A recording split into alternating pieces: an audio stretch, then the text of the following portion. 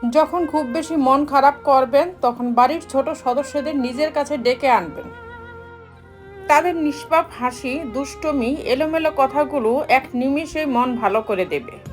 অবহেলা এমন একটা জিনিস যা একটা জীবিত মানুষের বেঁচে থাকার ইচ্ছেটাকে মেরে ফেলে।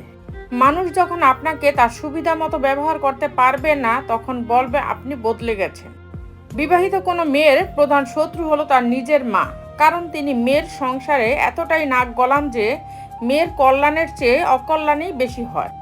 ঘরের বউয়ের নিন্দা কখনো পরের বউয়ের কাছে করবেন না, কারণ আপনি অসুস্থ হলে আপনার সেবা সেই ঘরের বউই করবে, পরের বউ না। বাবাকে বৃদ্ধাশ্রমে রেখে এসেছিল ছেলে। একদিন বাড়িতে নোটিশ এলো বাড়ি খালি করতে হবে। বাবা সব সম্পত্তি বৃদ্ধাশ্রমে দান করেছে। সবাই ভালো মানুষ খুঁজি, কিন্তু নিজে ভালো হতে চাই না। যে মানুষ যত বেশি অন্যের দোষ ধরতে ব্যস্ত থাকে সে তত বেশি নিজের দোষ দেখার প্রতি অন্ধ থাকে। বেঁচে থাকার সময়কালটা খুবই ছোট, কিন্তু এর হিসাবটা অনেক বড়। প্রত্যেকের জীবনের একটা গল্প আছে। অতীতে ফিরে গিয়ে গল্পের শুরুটা কখনো পরিবর্তন করা সম্ভব নয়, কিন্তু কঠোর পরিশ্রমের মাধ্যমে তুমি গল্পের শেষটা চাইলেই নতুন করে সাজিয়ে তুলতে পারো। সম্পর্ক শেষ হবার পর যে আমাদের নিয়ে কোনো নোংরা মন্তব্য করে না, তার সাথে যোগাযোগ না থাকলেও তাকে শ্রদ্ধা করা যায়। কারো ক্ষতি করে নিজেকে মহান ভাবছো, মনে রাখবে ভাঙতে তো একটা বাচ্চা ছেলেও পারে, গড়তে পারে কজন। কেউ তোমাকে অনেক বেশি গুরুত্ব দিলেই ভাববে না মানুষটা অনেক সস্তার। আসলে সৌভাগ্যটা তোমার। পৃথিবীতে এত মানুষ থাকতেও সে তোমাকে সময় ও গুরুত্ব দিচ্ছে।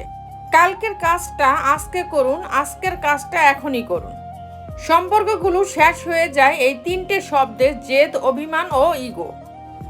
বিশাল আকাশের উপরে যিনি থাকেন উনি প্রতিটা হাসি আর প্রতিটা ফোঁটা চোখের পানির হিসাব রাখেন, যে হিসেবে কেউ ঠকে না। সেই সম্পর্কগুলি চিরকাল টিকে থাকে যেগুলো মন থেকে তৈরি হয়, প্রয়োজন থেকে নয়। শান্তি একটা খুব ছোট শব্দ, কিন্তু খুব দামি। একে কখনো কেনা যায় না, খুঁজে নিতে হয়। যদি একজন পরাজিত মানুষ হেরে যাবার পরও হাসি মুখে থাকে, তাহলে জয়ী মানুষটি তার জেতার আনন্দ নিমিষে হারিয়ে ফেলবে। এটি হলো হাসির আসল শক্তি।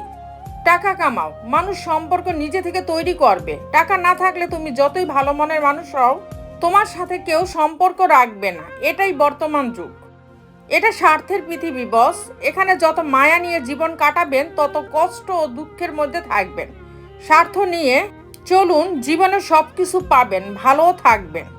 গরিব ঘরে জন্ম নেওয়াটাও ভাগ্যের ব্যাপার বস। একটু কষ্ট হয় ঠিকই, কিন্তু সব কিছু উপভোগ করা যায়। বুদ্ধি আর কূটবুদ্ধি দুটোর মধ্যে প্রথমটা অর্জন করো, যাতে দ্বিতীয়টা ধরতে শেখো, কিন্তু করতে নয়। পরি হয় মেয়েরা, কিন্তু পাখা হয় না। বাবার বাড়িও হয়, শ্বশুর বাড়িও হয়, কিন্তু নিজের বাড়িটাই হয় না। পরিস্থিতি তোমাকে ধন্যবাদ, তুমি বুঝিয়ে দিয়েছো সব আপনজন আপন হয় না। কেউ যদি তোমায় ছাড়া খুশি থাকে তাহলে তাকে সেই খুশি উপভোগ করতে দাও। অযথা সেই খুশিতে ভাগ বসাতে যেও না, না হলে অসম্মানিত হতে হয়। তুমি অযোগ্য মানুষদের বেশি গুরুত্ব দিলে তারা উল্টো তোমাকে অযোগ্য ভাবতে শুরু করবে। আপনি যখন প্রিয় হবেন অন্যের নিন্দা আপনাকে শোনাবে, আপনি যখন অপ্রিয় হবেন আপনার নিন্দা অন্যদের শোনাবে। এটাই বাস্তব। মূল্যটা সবাই বোঝে, তবে হারিয়ে যাবার পর।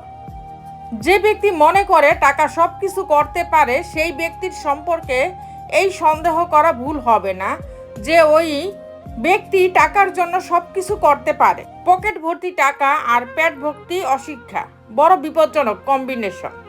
তো বন্ধুরা, ভিডিওটি যদি ভালো লেগে থাকে তাহলে ভিডিওটিতে একটি লাইক করে দিবেন, চ্যানেলটিকে সাবস্ক্রাইব করে পাশে থাকবেন।